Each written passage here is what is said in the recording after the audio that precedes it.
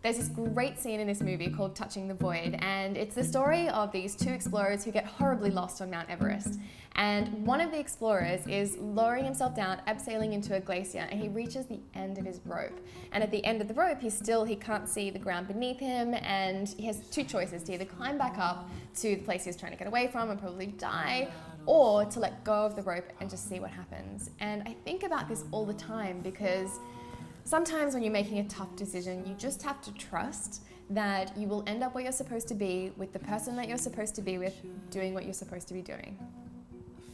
This is really hard, especially for someone like me that really likes to be in control of things. My desk at work is always perfectly arranged. My house, everything is in its place. I don't hoard things.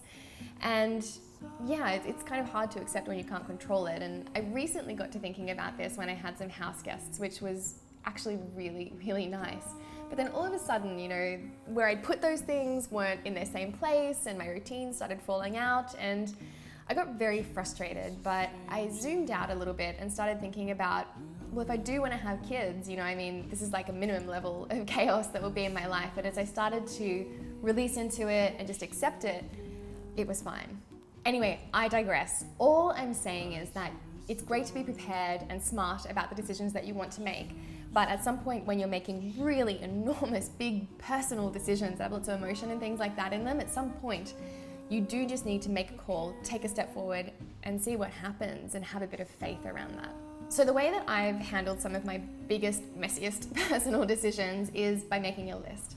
And on that list, I put down everything that would make me happy. And even if it's purely a professional decision, I don't discount the things that I need personally.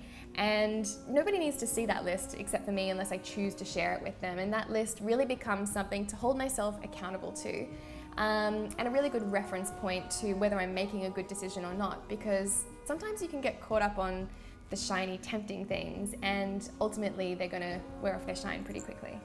I also use this list to understand what information to take on board and what information I can just leave to the side, because often in this kind of decision making there's a lot of intellectual, emotional, lots of stimulus coming in. It can be hard to process. A really great example of this was when I was trying to decide about whether to keep being a lawyer or what to do instead.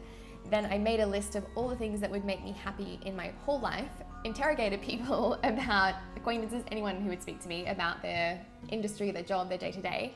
And then I married those two things together to decide what I would do next. Things that rose to the surface on that list were things like creativity, being around people, building ideas, and that's how I ended up in advertising.